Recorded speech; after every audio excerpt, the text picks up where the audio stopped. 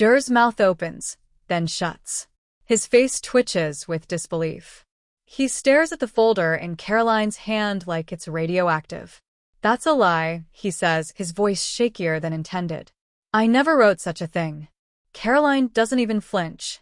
"I brought the original. With your signature." "I'm not here for games, Mr. J. If you want to play moral judge, you better be ready to stand trial too." The room is dead silent for a moment. Then comes the roar. The conservative side explodes in applause, a rising chant of Caroline. Caroline beginning to swell. On the left, tension thickens. Some shake their heads. Others whisper frantically to each other, eyes darting toward J like he's suddenly a sinking ship. Lena leans in, sensing the blood in the water. "J," she says, "you begged the very administration you criticize. Is it true? Are you the hero you've made yourself out to be? Or is this all just performance?" J exhales sharply, trying to find balance. "I may have reached out for a cause I believed in, but I never supported his policies. I never." "You wrote that he was a potential peacemaker on the global stage," Caroline cuts in. Her tone is calm, almost surgical. "Now you stand here and mock the man's marriage. Tell me, were you lying then, or are you lying now?" More gasps. Murmurs. Phones light up across the audience as people begin to tweet, stream, post. The moment has broken through the confines of the studio and is already burning across the internet. "Mr. J," she adds, her eyes locked on him with pinpoint precision, "you called yourself a human rights champion. But what you really are is a disappointed actor who didn't get what he wanted. So you came back with a monologue and hoped nobody had the receipts." A conservative audience member stands, waving a phone. It's trending. #Levitt exposes. She's got the letter. Gere's jaw tightens. He tries to recover. "I've spent my life standing up for the oppressed.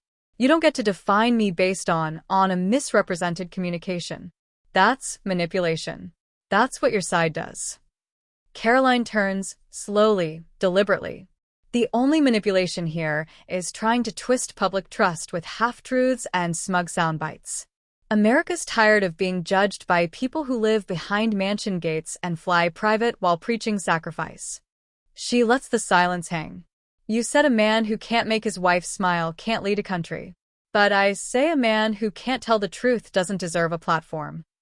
Another eruption from the crowd. The sound is overwhelming. Lena raises a hand, but doesn't interrupt. The drama is too raw, too perfect. Just stands, one hand raised in protest. "This is a hit job. It's coordinated. I came here to speak from the heart, and you're spinning stories." "You came here to insult a family," Caroline fires back, rising to her feet now too.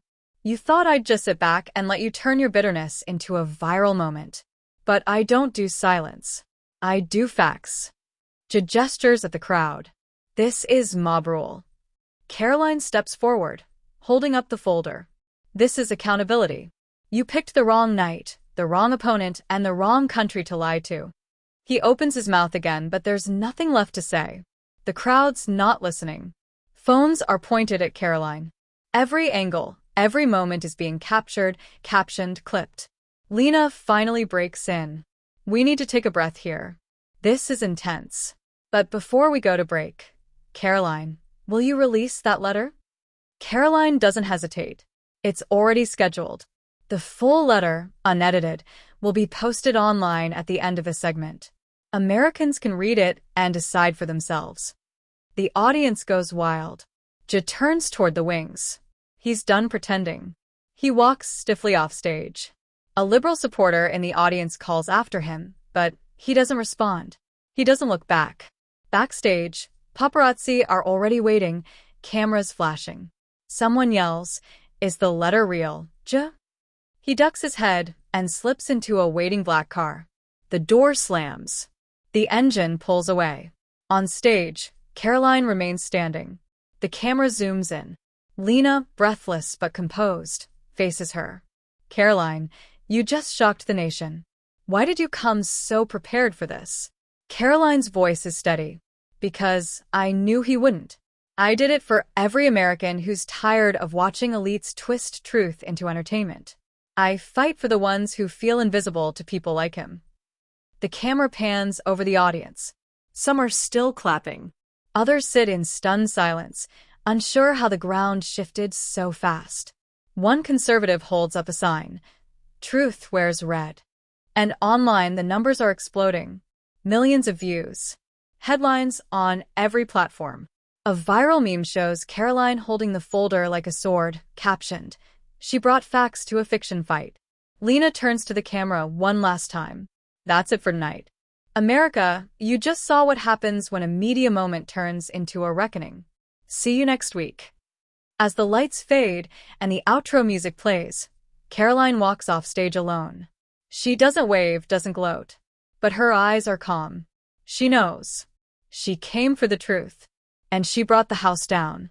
In the days that follow, the clip dominates every feed. From conservative talk shows to late-night comedy, from X to YouTube to TikTok, there's no escaping it. Caroline Levitt's takedown of Gere becomes more than a moment. It becomes a movement. News outlets run the story in cycles. Supporters hail her as the future of political communication, a sharp voice for the silent majority. Detractors scramble to dispute the letter, to spin a counter-narrative, but the momentum is too strong, the damage done too deep. Gere cancels interviews. His PR team issues a bland statement. A charity appearance is quietly pulled. A film deal disappears before contracts are signed. One headline reads, "From Hollywood's darling to digital pariah, how one line ended Joy's reign." Meanwhile, Caroline returns to the White House podium. She doesn't gloat. She doesn't reference the show. But everything about her presence is changed. The room is quieter when she walks in. Sharper. More careful. Even her critics listen differently now.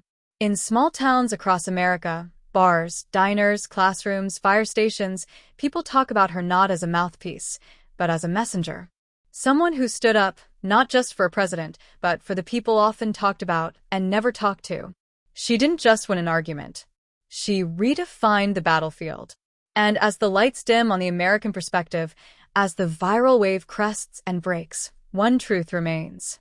Caroline Leavitt came not to play politics, but to claim the mic.